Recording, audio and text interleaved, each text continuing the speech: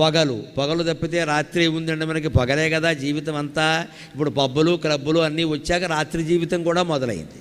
లేకపోతే ఇదివరకు పగలే జీవితం అండి.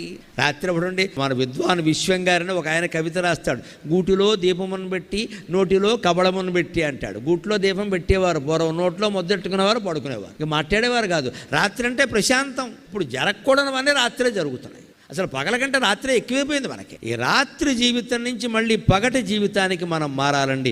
దివాకరహ అంటే అర్థం అది. రాత్రి అయింది అంటే పడకే అంతే. 8 గంటల పడక ప్రతి మనిషికి అవసరం అండి. ఇవాళ యువతరం గమనించాలి, పడుకోవట్లేదు వీళ్ళు ఎవరు. 1 గంటకు పడుకుంటారు. అలాగనే 8 గంటలు పడుకుని 9ంటికి లేస్తాడు. 2 దరిద్రపు లక్షణాలే. 10ంటికి పడుకోవాలి, 5ంటికి లేవాలి. పోనీ 11 అయింది 6ంటికి లే. అదేమిటి 1 గంటకు పడుకోవడం ఏంటి? పోనీ పని ఏదన్నా అత్యవసరం ఉంటే వేరండి. ఒట్టి ఫోన్లు చూసుకుంటూ మెసేజ్లు పంపుకుంటూ కూర్చోవడం ఏం కర్మ మాది? Early to bed and early to rise అని ఇంగ్లీష్ వాళ్ళు కూడా చెప్పారు ఆ విషయాన్ని.